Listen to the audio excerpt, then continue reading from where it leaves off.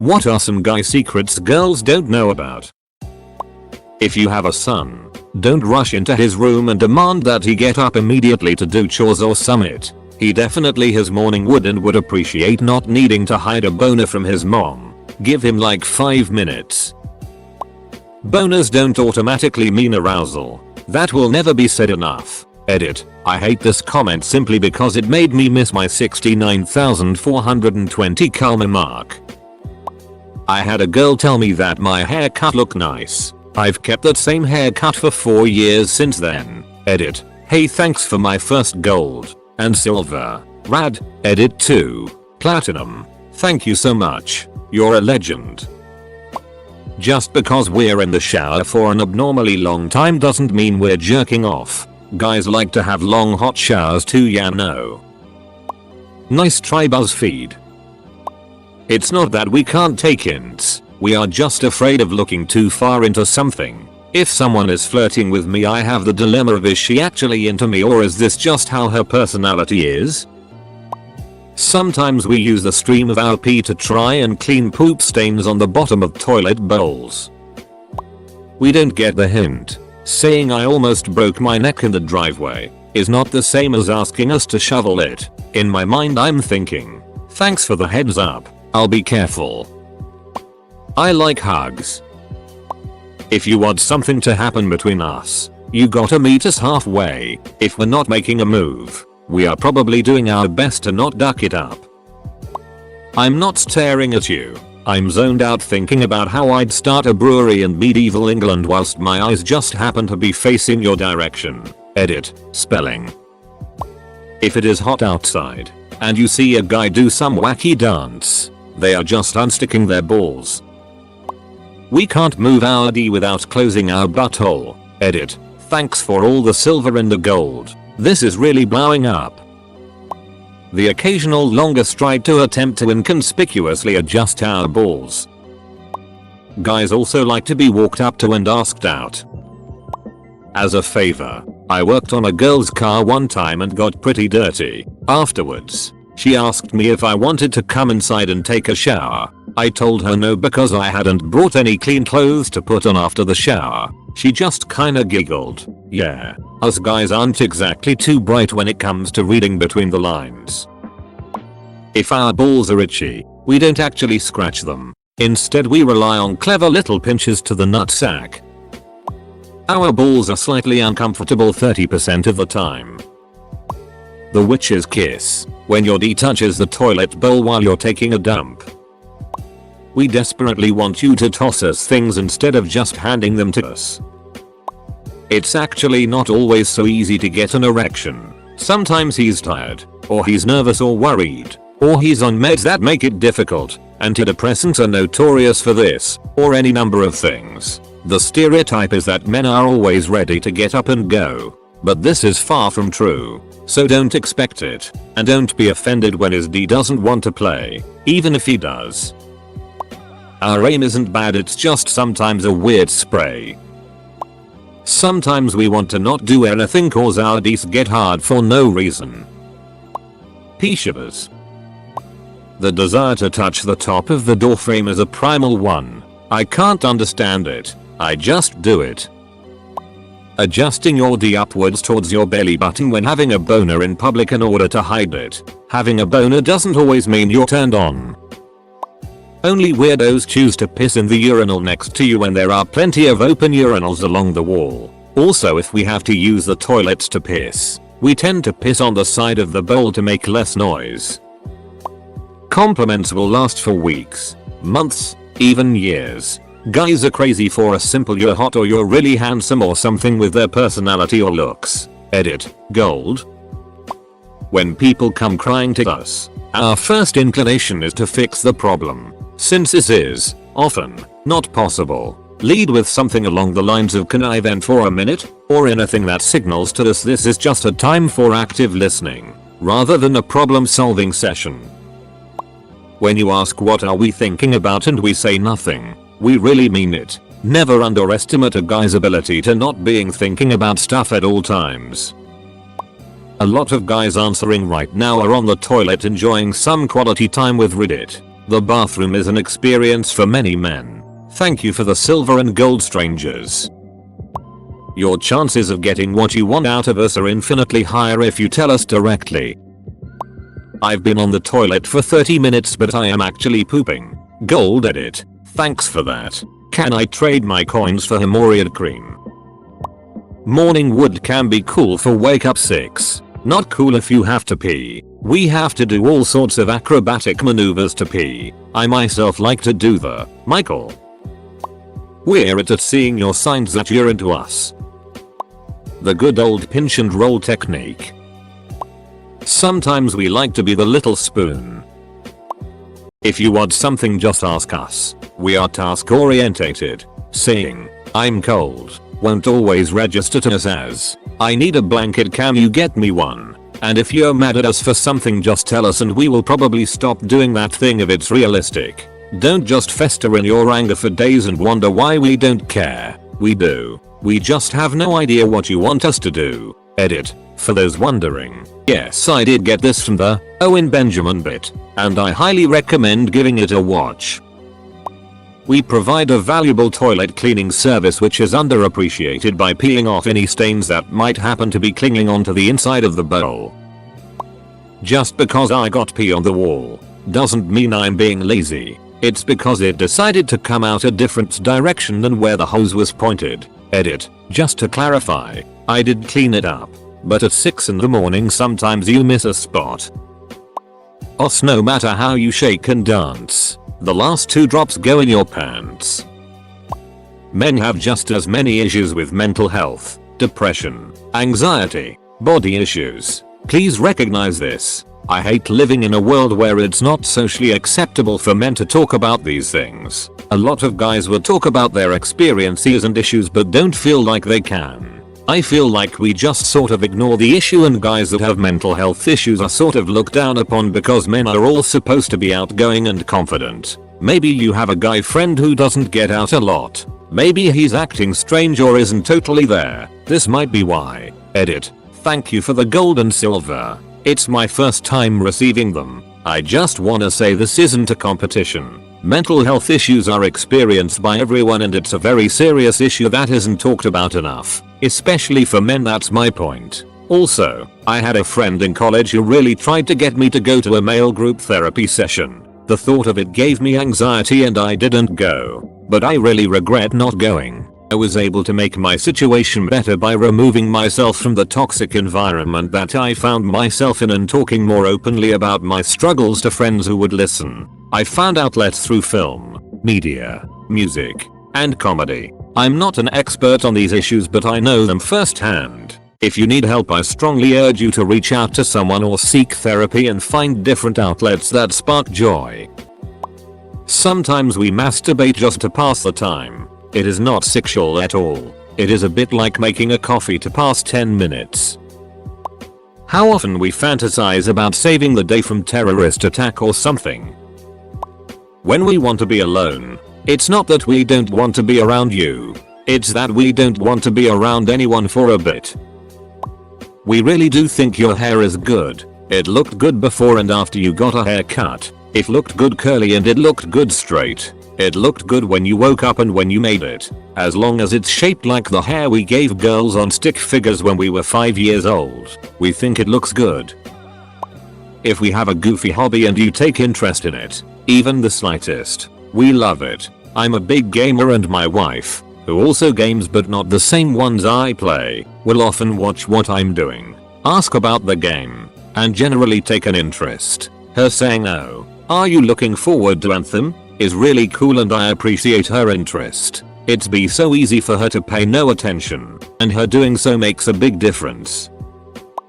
Dudes can be crazy starved for touch, or maybe just Americans, but generally if you wanna be there for your guy, scratch his head or like his back, hold his hand, put your hand on his leg, do that thing where you guys lock arms elbows when you walk. When I'm frustrated or in my own world stressing about money or what I have to do later that day, it really brings me back and grounds me to enjoy the moment with my girl. Take care of yo mans. Edit 1, Edit 2. Thanks for the silver. Also, since this is getting a bit of attention, Guys, tell your so's that you like the affection, even if it's super awkward. You'll deserve it. It can be a nice moment for the two of you. And girls, don't be afraid and think your guy is creeped out by it or that they don't like it. We probably need a second to process it. Edit 3. Oh my god, thank you for a gold and a platinum. I'm happy so many people and relate, but sad cause a whole lot of dudes are in the same boat.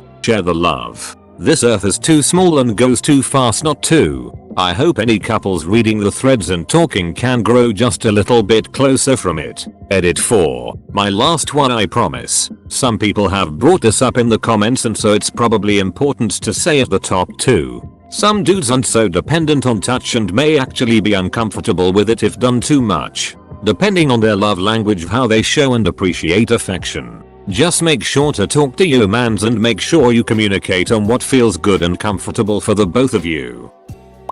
Men can have eating disorders and body positivity issues too. I've struggled for years, and yet the few people that I do open up to about it just write it off as a phase or just forgetting to eat once in a while. But when girls come forward with the same issue, it's immediately addressed as a serious matter. And when the issue is talked about on a larger scale, men are rarely, if ever, included. Edit. Wow, I did but expect so many people to relate. I'm reading through comments now and I really appreciate the support and empathy being offered to myself and other insecure editors below. I should clarify, I'm not saying that it's any easier for girls to come forward with an eating disorder. It's ducking hell and your brain never lets you stop hating yourself. But I've seen so many of my girlfriends get the help they need after coming forward. And the one time that I came forward, the general response was along the lines of, oh, you must just be working too hard. Sometimes I forget to eat too. Like the possibility that I could have an eating disorder doesn't even register. Sometimes, our urine spontaneously splits into two streams while we're peeing. Usually it's kinda freaky. Sometimes it's cool as heck. Probably depends on the day. Relevant. NSFW-ish. Edit. I know of some instances of advanced pee splitting where the stream splits into two, then converges back into one, then splits back into two again. Edit 2. Many thanks for the gold. The truth needs to come out. Preferably not in two streams though. If we tie down anything in the back of a pickup truck or trailer, it's physically impossible for us not to stand back and say that's not going anywhere. Bunch of snitches in this thread.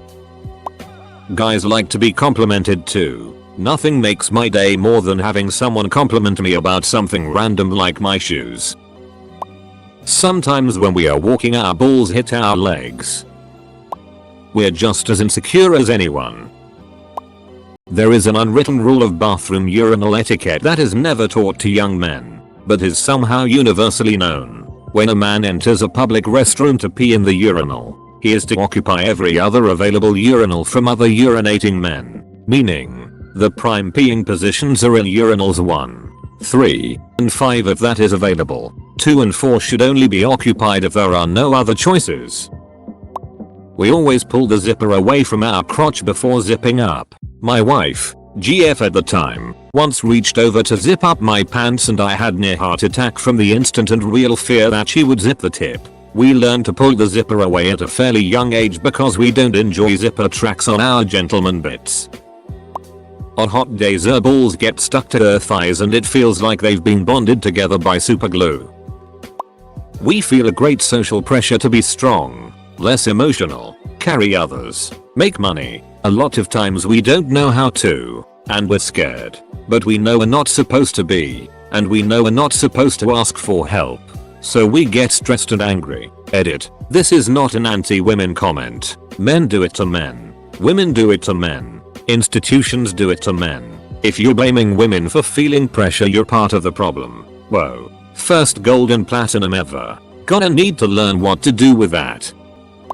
Our erections don't always mean we're horny. It just goes up sometimes and I'm here like, what is it? Boy, you see something? Edit. Yo, thanks for my first silver. Means a lot to me that I can make you guys laugh. Colon. Edit 2. Why I got a gold. Thanks.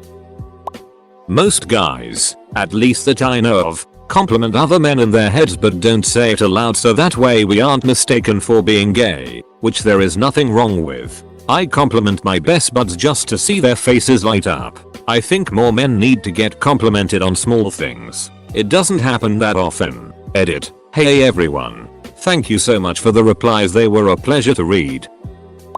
If you compliment my appearance I will probably remember forever. I still remember when a girl in college told me I look nice with my beard when I first grew it out. I've had a beard ever since. If you have a foreskin and untrimmed pubes, sometimes your D munches on your pubes leading to a very uncomfortable situation needing us to find a restroom or a private corner as fast as possible. Oftentimes, we genuinely don't care where we go to eat because we're just hungry and want food. Any food, as long as you eat some too. Edit. I'm glad someone liked my toilet comment enough to give me gold. I promise to use this responsibly. I just spent the last hour shouting all of these to my husband in the other room, and him replying, yep. That when you ask me what I'm thinking, and I say it's nothing, it's just that it would take too much effort to explain why I'm deciding if Bruce Lee trapped in a bionicle would be able to fight off waves of small animals like the Pickle Rick scene. The nod. When you see a guy you don't know, or kind of know but don't really know well enough to talk to walks by, you give a subtle nod of your head, which they return. I talked to my wife about it and she confirms that women do not do this, but that they sometimes smile instead. Edit. Because it keeps coming up. Some girls also give the nod.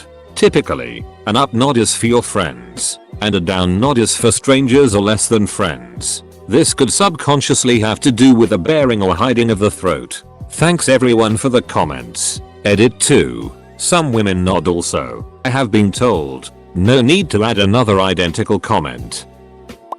Cuddling with any girl. Hell, some guys too, with whom we're close is the best it ever. Even if it's not a person you're interested in, it just feels great. I feel safe, loved, and important whenever that happens. Edit. Some. Not done. Edit 2. Thanks very much kinda Rondo for the gold. This is my first gold, so yeah, extra sweet. Cheers. When you think you are being clear, you are not being clear. At least 30% of the time a GF tells me about something I'm completely unsure what she really means. I used to think when I found a girl where that didn't happen she'd be the one. I now realize that approach is a surefire way to achieve lifetime bachelorhood. I don't know about other guys, but I prefer measuring a certain aspect of myself in centimeters. When we come home from work, we could use some downtime to do nothing. The car ride home does not count. Give us 20-30 minutes without unloading. This may be true for everyone, but having a moment to just be dormant on your couch or in front of the TV lets our body and brain say, work is over and you can put it behind you. We don't understand hints and be completely clear about what you want. We can't simply assume, or feel, the complete meaning just because you told us one or two things about it. That when you fling your underwear off your leg and catch it, you feel like a ninja.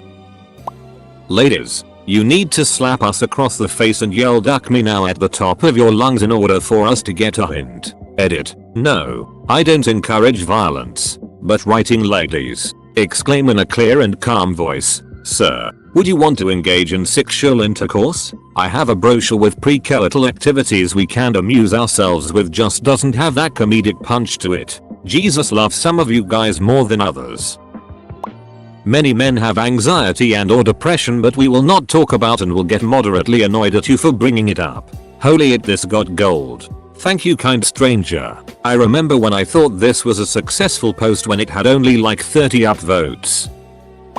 I'm a girl and I've found out through the years that when guys say something, don't think too much into it. Like, what's the hidden meaning? Don't overthink it. Guys normally say stuff that should be taken at face value.